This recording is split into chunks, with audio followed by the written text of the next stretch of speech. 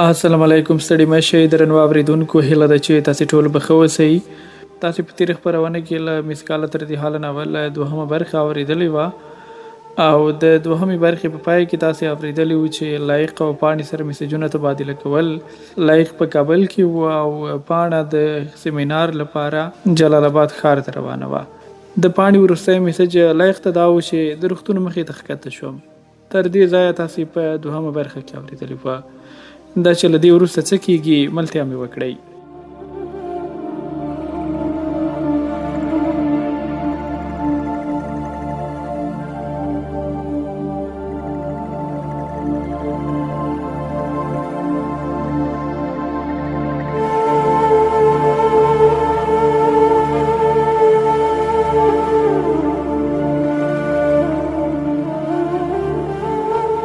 لایقه وبخه پیغامونه مې نشو در رسول. پاڼې تشویش ونه کړي، روغتون نه څو کوڅې لاندې زموږ کور دی. که هر څه ته اړتیا وه پیسې خوراک څښاک نه مننه، دلته مې د ترور کور شته دی. د چکنوریو په ساحه کې مې له چا سترګې نه سوځي ځکه دا مې د خاوند کلی دی. د استاد په مخ کې ته یې، دیوالونو کې ته یې، تخته کې ته یې، درس ته مې هېڅ فکر نشته. دا څه راوشو؟ ټولې ملګرې مې راپورې خاندي. وړانګې ته مې کیسه وکړه چې د لایق مینې رانه ملنګه جوړه کړې ده. وایي تا لایق په ماتې شیریني راکوئ ځکه ټول کار مو ما وکړ. لایق وخندل. پاڼې ځکه خیر درځم وبه ګوره اندېښنه مه کوه. د وړانګې شیریني له غره نه لوړه او درنه ګڼم. حق یې دی او بله مې دا خبره کوله روغتون ته مخامخ د تیږو په سړک مې د یو ګران ورور چنارګل چې زه ورته د مینې نه سوډان وایم کور دی. دا شمېره یې در واخله، کولی شي چې مرسته در سره وکړي. سمه ده.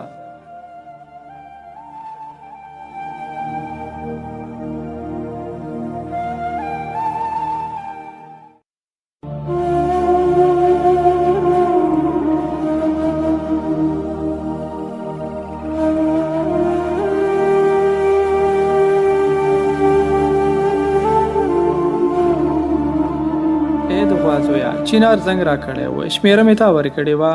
هو بېغمه اوسه، هغه مکمل باوري انسان دی. یو چینار او بل غورځنګ له ورونو راته ډېر ګران دي. چینار درته څه وویل؟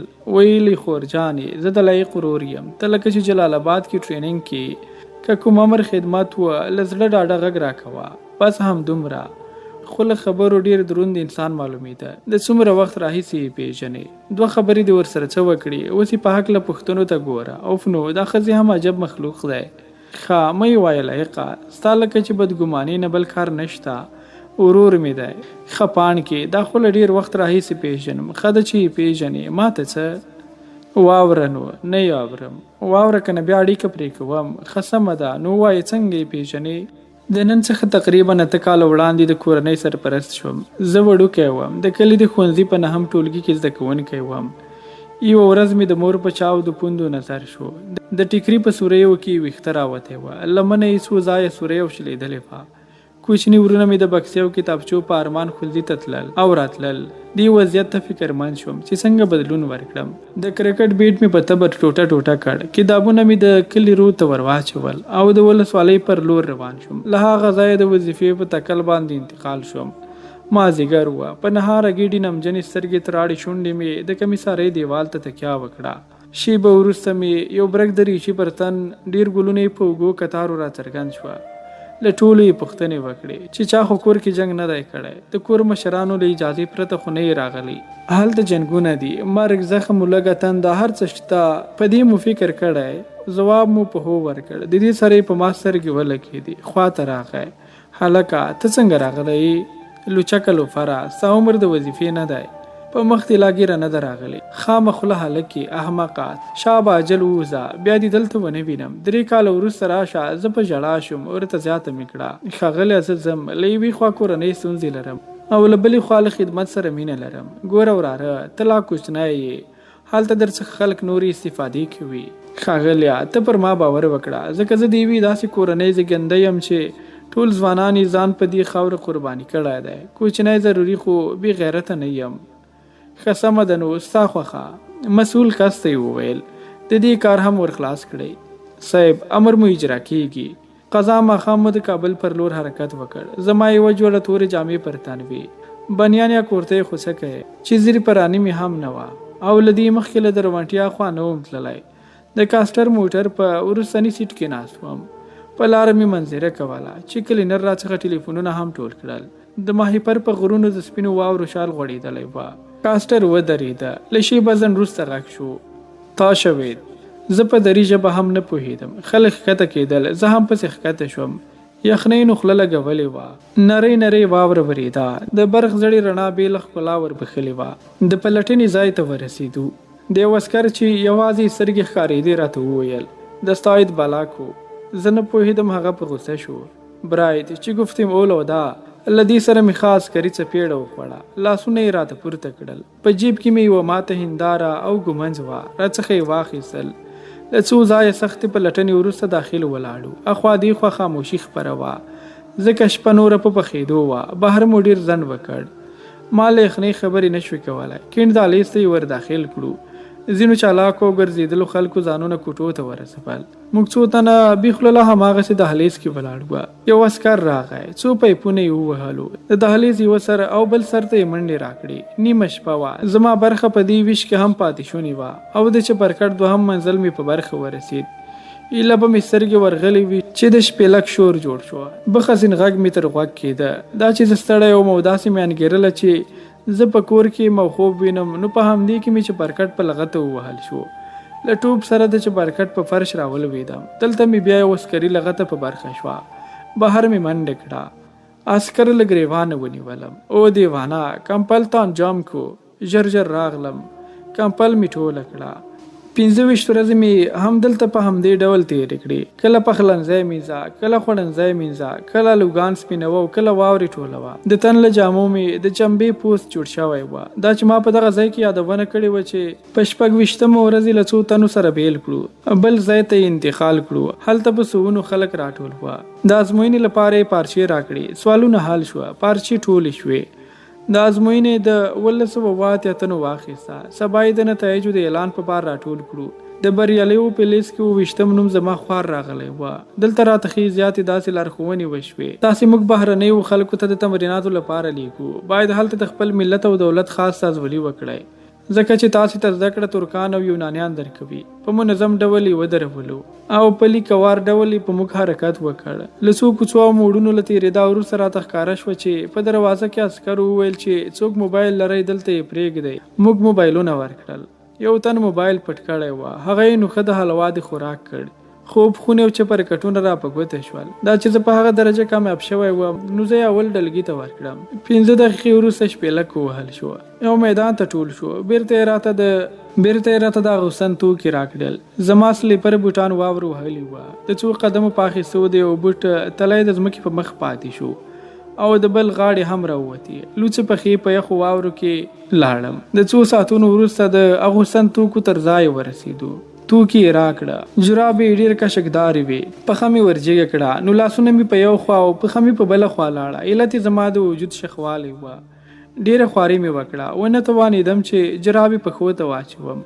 ډډه مې ووهله او د مایوسۍ غټې غټې اوښکې مې پر مخ راغلې. یو بهرنی وګړی مې څنګ ته راغی. په ځیر ځیر یې راوکتل. بیا یې وویل Do you have any problem؟ هدف یې دا و چې ته کوم مشکل لرې؟ ما د هو په معنا سره وخوځاوه. هغه را باندې رنګارنګ نخرې پیال کړي. ویې خندولم. په انګلیسي به یې رانه پوښتنې کولې. ما به هم مات ګوډ ځوابونه ورکول. کېناست او زما پښې یې وغځولې. د پښو تلې یې راته په خپلو لاسونو وموښل. ایله مې احساس وکړ چې زه هم پښې لرم. بیا یې جرابې او بوټونه را پښو کړل. دستکشې یې له خپلو لاسونو را وایستې. زما لاسو ته یې واچولې. په اشاره یې پوه کړم چې زه به اوس لاړ شم. ما په اشاره ورسره مخه ښه وکړه.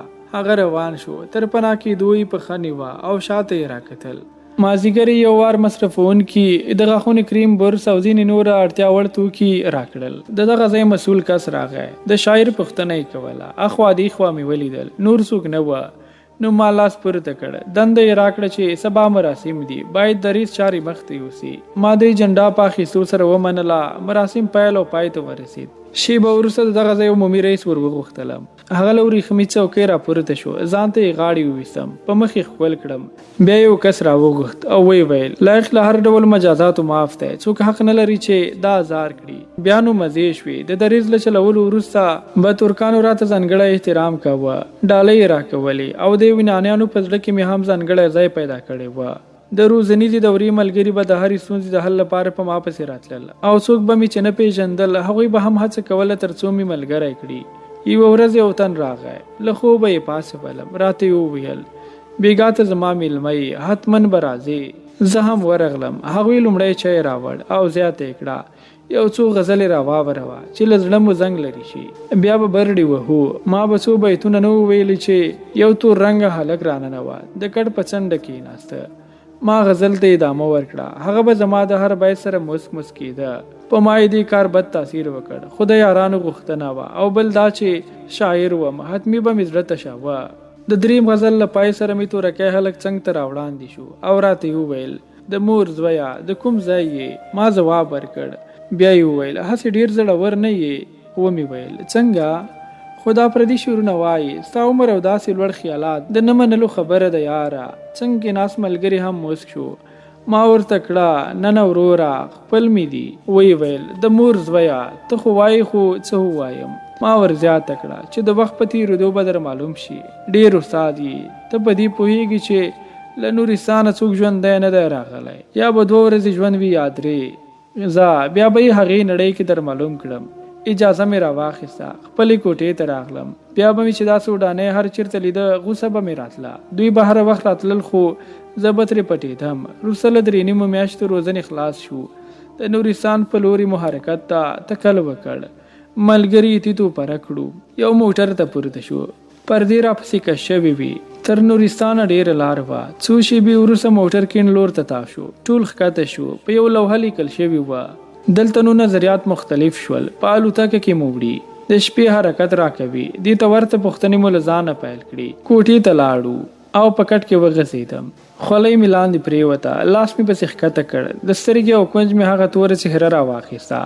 حیران شوم، مخ مې ور واړوه. ګورم چې یار اوږد اوږد پروت دی، پښې یې لاندې ځوړندې کړي، په یوه سترګه یې لاس ایښی، په بله سترګه یو ډول سترګه ووهله او کړه یې څنګه د مور زویه هر شی دلته راځي. په کړس کړس یې وخندل. ما ته غوسه راغله خو ځان مې قابو کړ. څو ورځې وروسته د هټۍ یعنې کانتین خوا ته روان وم. ګورم چې وخت یې هغه تور کس ناست دی. زما په لیدو یې سترګې پاکې کړي. زه پرې چکې شوم. غږ یې راوکړ وروره که هټۍ یا کانتین ته ځې دا پیسې ځان سره واخله. ما ته له ځانه سره سګرټ راوړه. ما ترې پیسې وانه خیستې خو له ځان سره مې ورته پین سګرټ راوړل. مننه یې وکړه. ما ترې په وړې نه د اصطلاح ځان خلاص کړ. ترې روان شوم. بیا یې غږ راواچوه کېنه وروره چېرته ځې؟ کېنه مړه مسافري ده.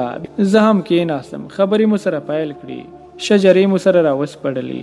د توري نوم چنار وه. د ننګرهار ولایت له شیرزادو څخه وه. جالبه خو دا وه چې د چنار پلار هم اکرام نومیده او زما هم. څهرې مو بیخي یو بل ته ورته وي.